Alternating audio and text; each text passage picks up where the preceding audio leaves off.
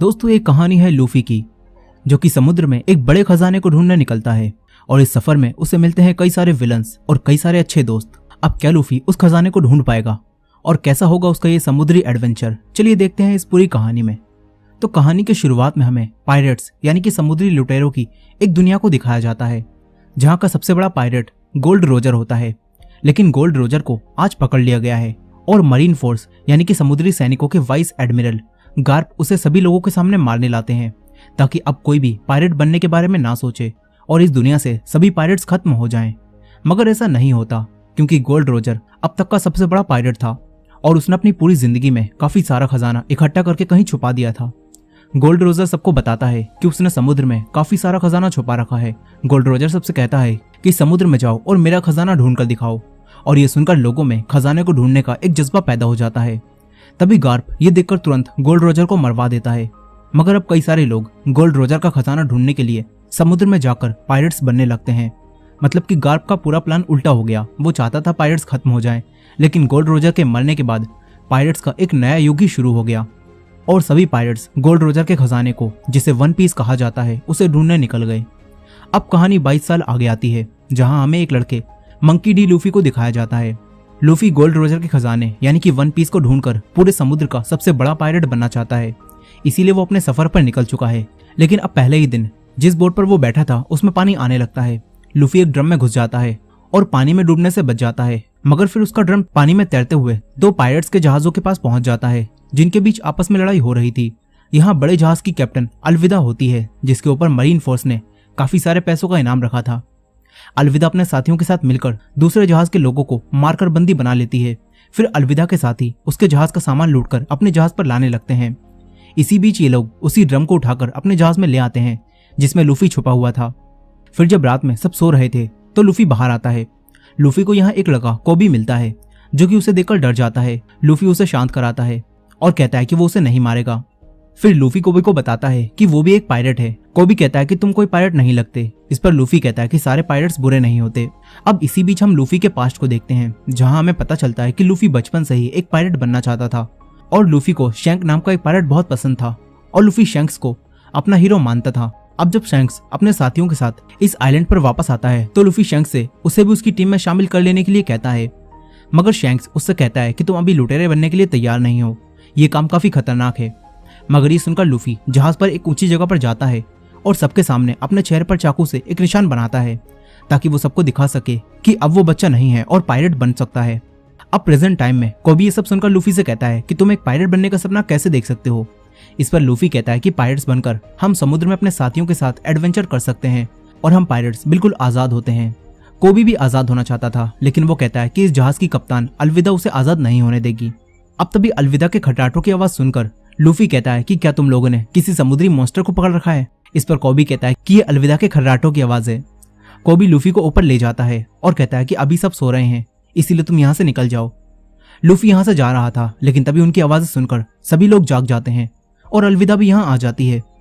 अलविदा को लगता है कि कोबी उसे धोखा दे रहा था, इसीलिए अलविदा अपने हथियार से इन दोनों पर हमला कर देती है, मगर लूफी उसे बचा लेता है। लूफी अकेले ही अलविदा और उसके सभी साथियों से लड़ता है और उसे गोलियों से भी कुछ नहीं होता। अलविदा अपना भारी भरकम हथियार उसके मारती है, लेकिन लूफी अपने शरीर को लचीला बनाकर अलविदा से बच जाता है। ये देखकर अलविदा भी हैरान हो जाती है। लूफी अपने पूरे शरीर को लचीला करके अपनी पावर से जहाज के दूसरी तरफ जाता है। तभी अलविदा आकर उस पर हमला करती है, लेकिन लूफी बच जाता है और उसके जहाज पर ही आग लग जाती है। अलविदा को काफी गुस्सा आता है, वो कोबी को मारने वाली थी, तभी लूफी बीच में आकर उसे बचा लेता है।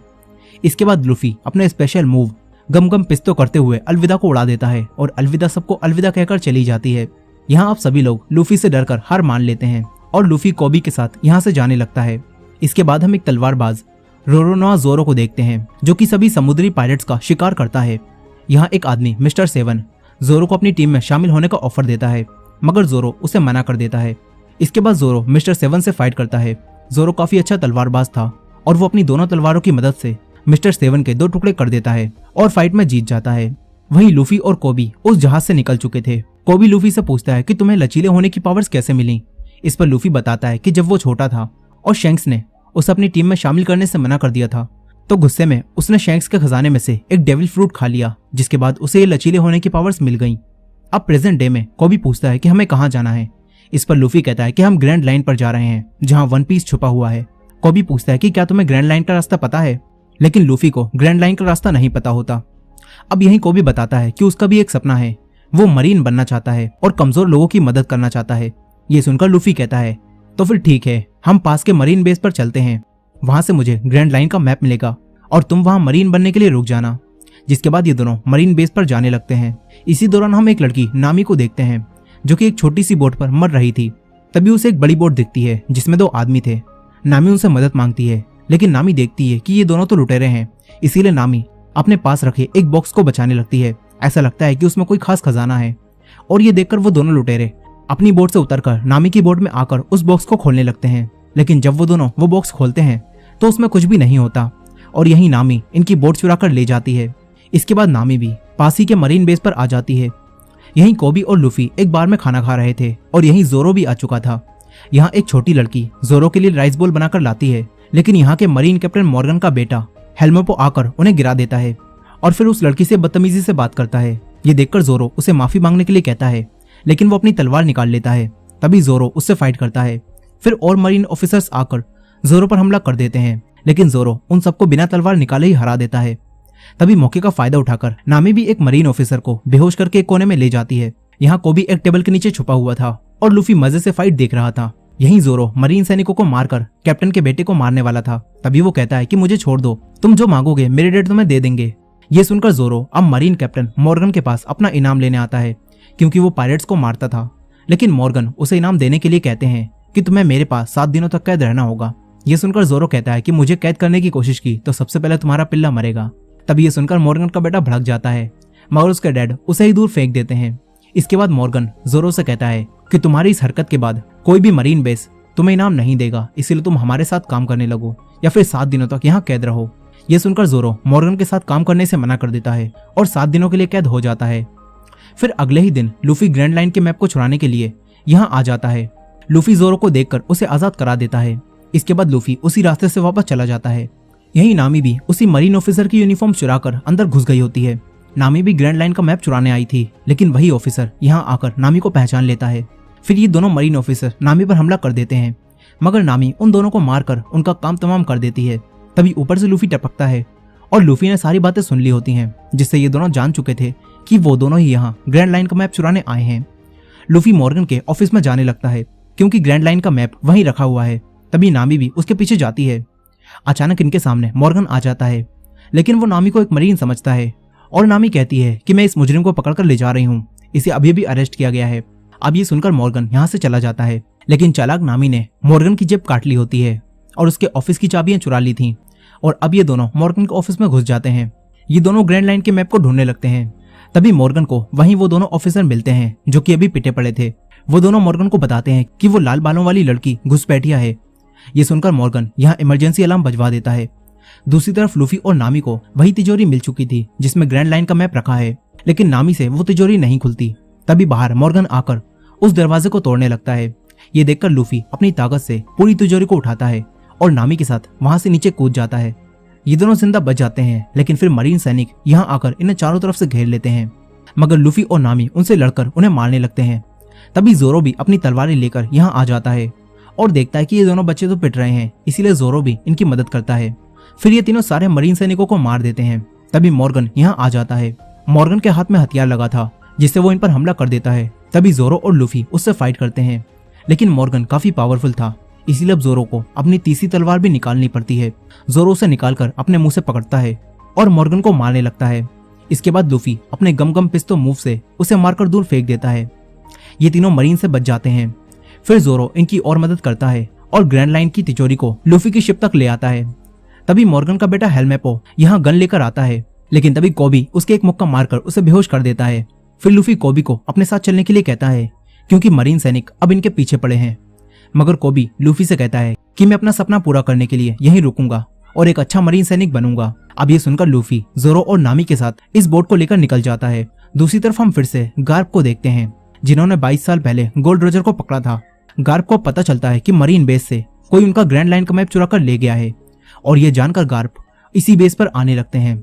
इसके बाद हम एक जोकर को देखते हैं और उसे भी ग्रैंड लाइन का मैप चाहिए था, इसीलिए वो अपने लोगों को लूफी के पीछे मैप चुराने के लिए भेजता है। दूसरी तरफ लूफी, जोरो और नामी उसी बोट से आगे बढ़ रहे थे। यहाँ नामी उस तिजोरी को अब खोल लेती है और इसमें इन्हें ग्रैंड लाइन का मैप मिलता है। फिर नामी जोरो और लूफी को बताती है कि पूरी दुनिया का समुद्र 4 हिस्सों east blue, north blue, west blue और साउथ ब्लू में बटा हुआ है और जमीन की लाइन को रेड लाइन कहा जाता है और इसके अलावा जो लाइन इसके बीच में है उसे ग्रैंड लाइन कहा जाता है। अब ये तीनों वहां जाकर वन पीस ढूंढने के बारे में बात कर रहे थे। तभी उसी जोकर के लुटेरे यहाँ आकर इनकी बोट पर हमला कर देते हैं। वो लोग बेहोशी की गैस को इनकी तरफ फेंकते हैं जिससे ये तीनों बेहोश होने लगते हैं। तभी लूफी उन लुटेरों को देखकर ग्रैंड लाइन के मैप को अपने मुंह के अंदर छुपा लेता है। फिर वो सभी बेहोश हो जाते हैं। इसके बाद जब ये तीनों जागते हैं तो ये तीनों कैद हो चुके थे। लुटेरों ने इनकी सारी चीजें ले ली होती हैं, लेकिन लूफी कहता है कि ग्रैंड लाइन का मैप मेरे पास बिल्कुल सेफ है। अब तभी ये बॉक्स खुलता है और ये तीनों एक स्टेज पर होते हैं और जोकर यहाँ शो दिखा रहे थे। यहाँ लोगों को गुलाम बनाकर उनसे जबरदस्ती तालियां बजवाई जा रही थी। अब तभी यहाँ इनका कैप्टन यानी कि वही जोकर आता है और बताता है कि मेरा नाम बगी है।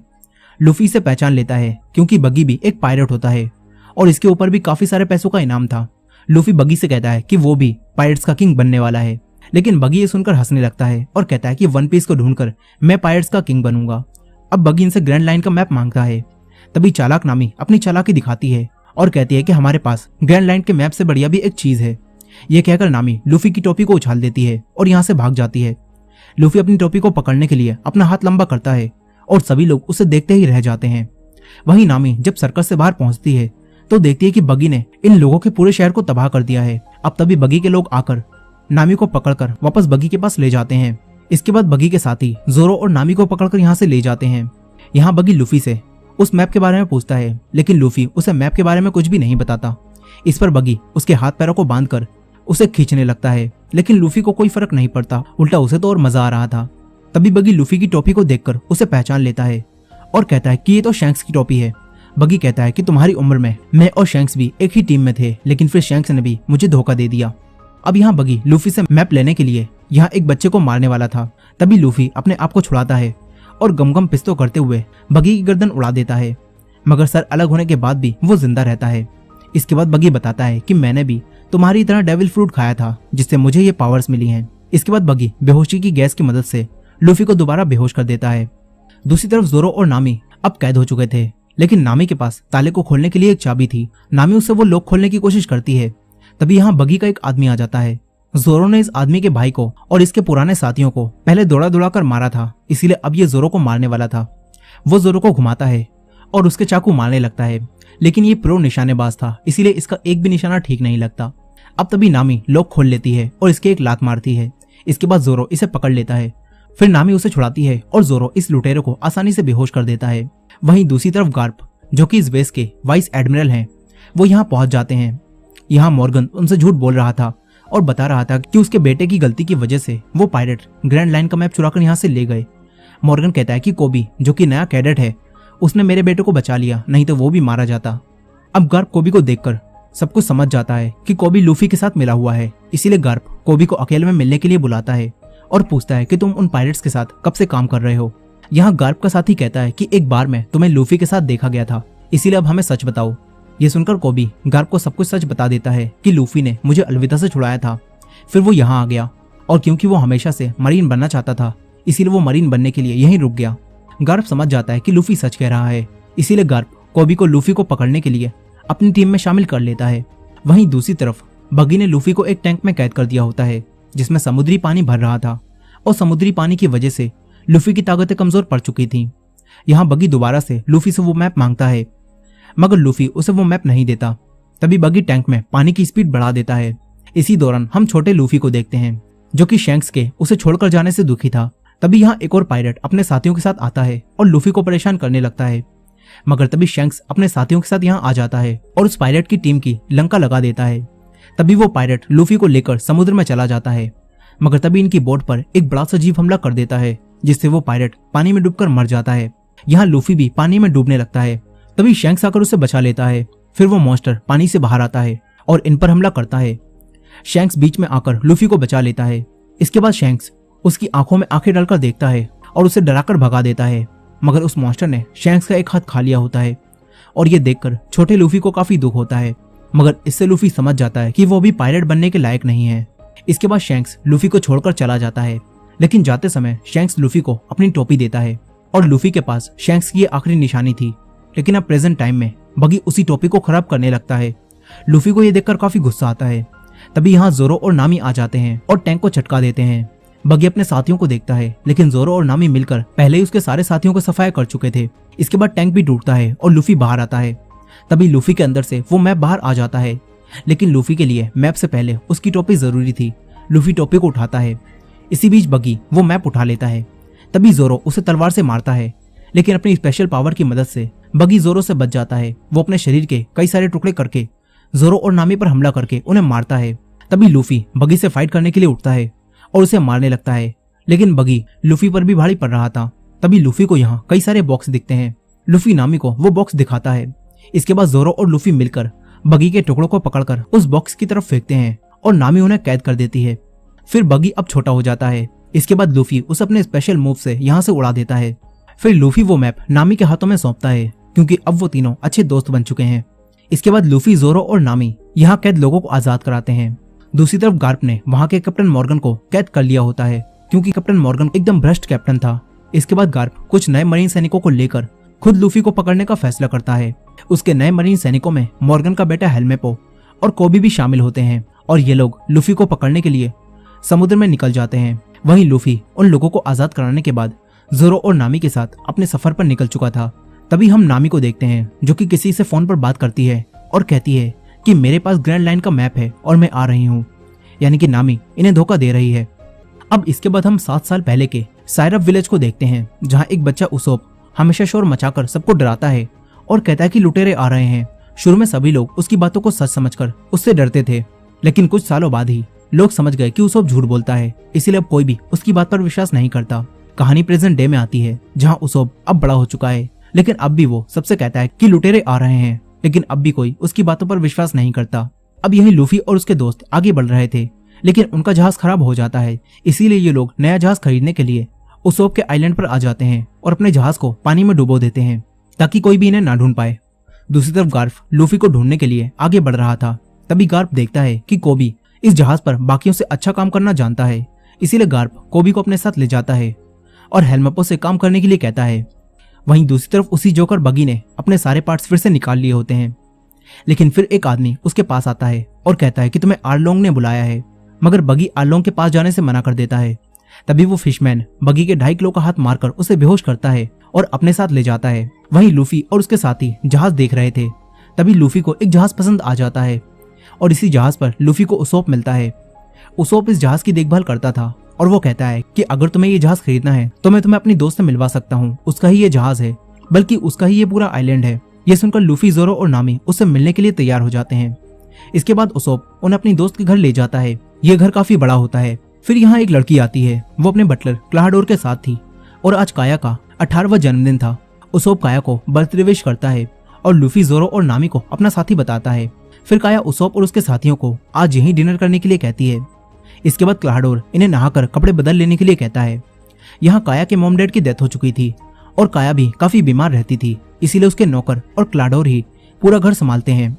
अब इसके बाद हम काया को देखते हैं, जो कि अकेली रूम में बैठी थी।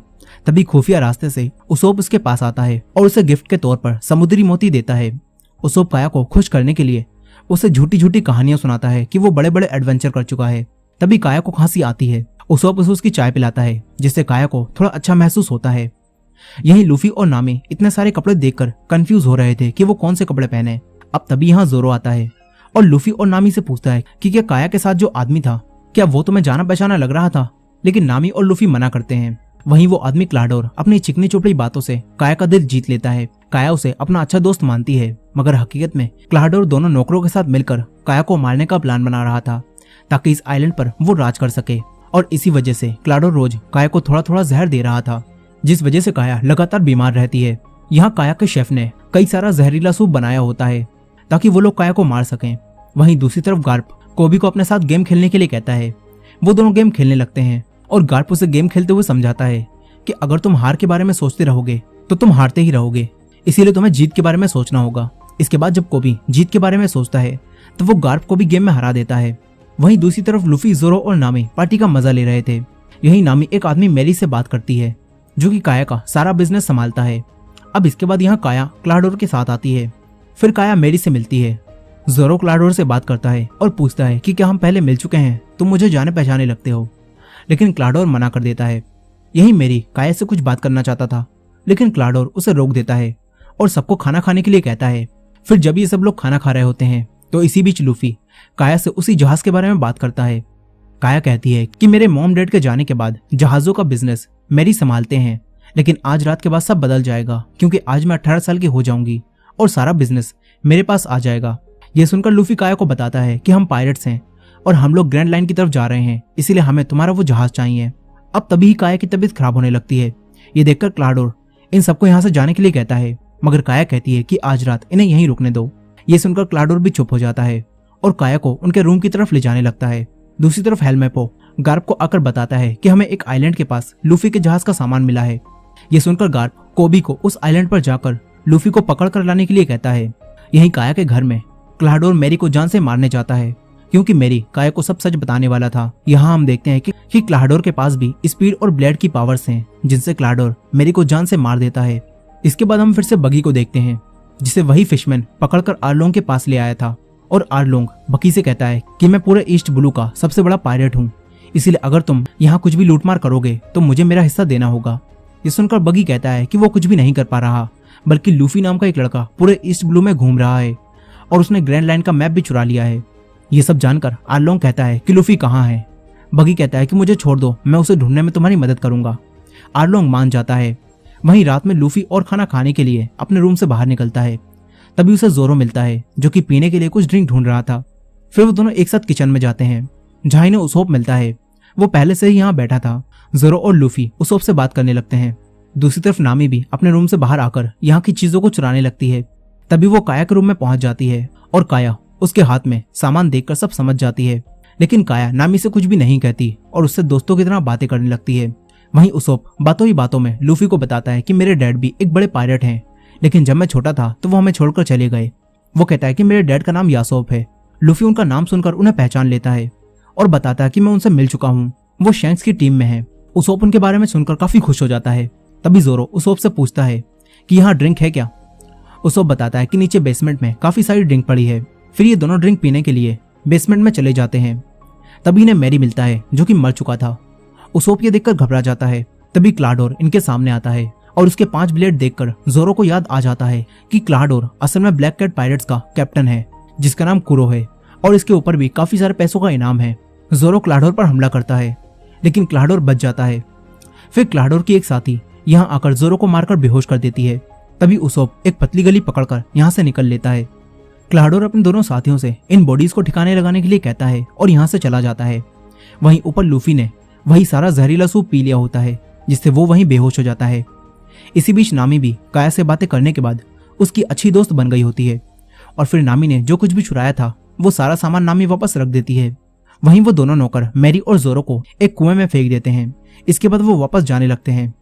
दूसरी तरफ उसोप गांव में जाकर सबसे कहता है कि असली लुटेरे आ चुके हैं, लेकिन इस बार सच बोलते हुए भी कोई भी उसोप की बातों पर विश्वास नहीं करता।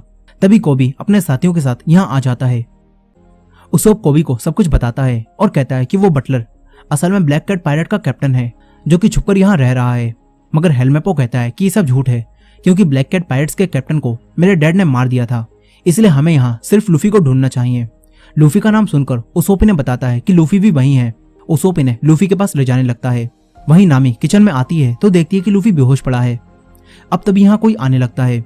नामी वहीं छुप जाती है। फिर क्लाडोर अपने साथियों के साथ यहाँ आता है और देखता है कि लूफी ने सारा जहरीला सूप पी लिया है। नामी इन तीनों की बातें सुनकर सब समझ जाती है। तभी उसोप कोबी और बाकी मरीन सैनिकों के साथ यहाँ आ जाता है।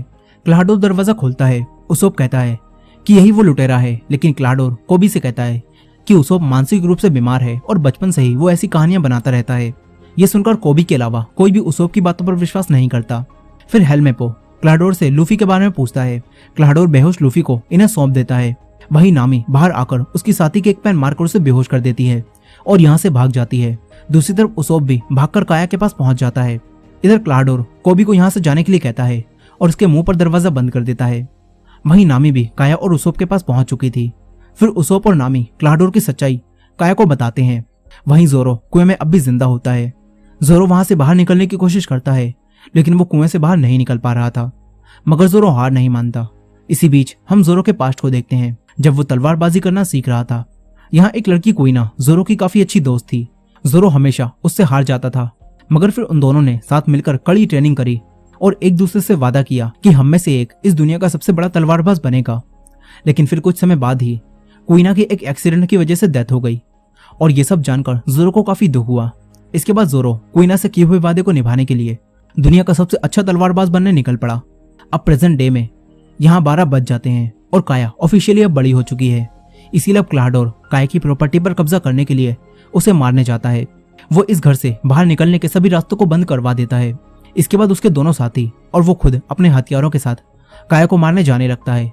लेकिन काया उसोप और नामी के साथ यहाँ के खुफिया रास्तों से दूसरी तरफ जाने लगती है। ये लोग दीवारों के अंदर से जा रहे थे, तभी काया खांसती है और उसकी आवाजें सुनकर क्लाडोर अपने ब्लेड से उस पर हमला करता है। वो तीनों यहाँ से भागते हैं। दूसरी तरफ जोरो कुएं से निकलने की कोशिश कर रहा था, लेकिन जोरो दोबारा से नीचे गिर जाता है। मगर जोरो हार नहीं मानता। वो दोबारा उठकर ऊपर चलने लगता है और आखिरकार जोरो कुएं से बाहर आ जाता है। वहीं कोबी लूफी को पकड़ कर ले जा रहा था, लेकिन कोबी को उसोप की बातों पर थोड़ा थोड़ा विश्वास होने लगा था। अब तभी लूफी को यहाँ होश आता है। तभी हेलमेपो उसके पास जाता है, लेकिन फिर लूफी सारा का सारा सोप उसके ऊपर ही निकाल देता है। इसके बाद लूफी पूरी तरह से होश में आ जाता है और लूफी कोबी से कहता है कि मुझे यहाँ से जाना होगा ताकि मैं अपने दोस्तों को बचा सकूं। लेकिन हेलमेपो उसे पकड़ने के लिए उसे मारने वाला था। तभी जोरो यहाँ आ जाता है और उसके साथियों को मार देता है। वो हेलमेपो को भी बेहोश कर देता है। इसके बाद जोरो और लूफी अपने दोस्तों को बचाने जाने लगते हैं। वहीं घर में काया, नामी और उसोप एक पुराने रूम में आकर छुपते हैं। तभी क्लाडोर भी यहाँ आ जाता है और उन्हें ढूंढने लगता है। इसी दौरान जोरो और लूफी भी घर के अंदर आ जाते हैं। लूफी ऊपर जाता है और जोरो दूसरी तरफ जाता है। जोरो के सामने क्लाडोर के दोनों चमचे आते हैं। जोरो उनसे फाइट करता है। वहीं क्लाडोर काया और नामी को पकड़ लेता है। वो दोनों को मारने वाला था। तभी उसोफ अपने हथियार से उसके एक निशाना लगाता है, मगर क्लाडोर बच जाता है। फिर क्लाडोर उसोफ पर हमला करके उसे दूर फेंक देता है। इसके बाद वो काया को मारने आता है। तभी लूफी आकर उसे रोक देता है। फिर लूफी क्लाडोर से फाइट करता है। काया और नामी उसोफ के पास आ जाती हैं। यहीं क्लाडोर काफी तेज था, इसीलिए लूफी उस पर हमला नहीं कर पा रहा था। क्लाडोर लूफी को बातों में उलझाकर उस पर कई बार हमला करता है। इसीलिए अब लूफी शांत हो जाता है और क्लाडोर के एक मुक्का मार के उसे गिरा देता है। दूसरी तरफ जोरो भी क्लाडोर के दोनों साथियों से फाइट करके उन्हें धूल चटा रहा था और यहाँ अब क्लाडोर लूफी से फेस टू फेस फाइट करता है और अपने ब्लेड से उस पर हमला करता है। लेकिन लूफी आराम से उनसे बच जाता है। फिर लूफी एक और स्पेशल मूव से क्लाडोर को यहाँ से दूर फेंक देता है। नीचे जोरो भी उसके दोनों साथियों को हरा देता है। इसके बाद ये सब लोग बच जाते हैं, मगर नामी इनसे कहती है कि हमें तुरंत ही यहाँ से निकलना होगा क्योंकि मरीन सैनिक जान चुके हैं कि हम यहाँ पर हैं। मगर लूफी कहता है कि हमारे पास तो कोई जहाज भी नहीं है। ये सुनकर काया इन्हें वही जहाज दे देती है। इसके बाद उसोप भी इनके साथ इनके सफर पर जाने का फैसला करता है और ये चारों इस आइलैंड से निकल जाते हैं। दूसरी तरफ क्लाडोर अब भी जिंदा होता है और वो भी इस आइलैंड से बचकर भाग गया होता है। वहीं कोबी जहाज पर गार्प से माफी मांगता है और कहता है कि वो लूफी को पकड़कर नहीं ला पाया। लेकिन गार्प उससे कहता है कि चिंता मत करो, तुमने अपना काम कर दिया, तुम उन लोगों को आइलैंड से बाहर ले आए। गार्प को लूफी का जहाज दिख रहा होता है और अब गार्प इनसे लूफी के जहाज पर हमला करने के लिए कहता है। वहीं वो सब अपने नए जहाज पर आराम कर रहे थे, तभी इनके ऊपर बमों की बरसात होने लगती है। फिर लूफी दूरबीन से मरीन सैनिकों की शिप को देखता है और उसे गार्प दिखता है। लूफी गार्प को देखकर कहता है कि ये तो मेरे दादाजी हैं। ये सुनकर सभी लोग चौंक जाते हैं और इसी एंडिंग के साथ वन पीस के 4 एपिसोड्स की कहानी यहीं खत्म हो जाती है। और ये वीडियो भी अब काफी लंबी हो चुकी है, इसलिए इसके आगे की कहानी को हम अगले पार्ट में देखेंगे। तो अगले पार्ट को मिस ना करने के लिए हमारे चैनल को सब्सक्राइब करके बेल नोटिफिकेशन को ऑन कर लीजिएगा और ये वीडियो पसंद आई हो तो वीडियो को लाइक जरूर कीजिएगा। मिलते हैं नेक्स्ट पार्ट में।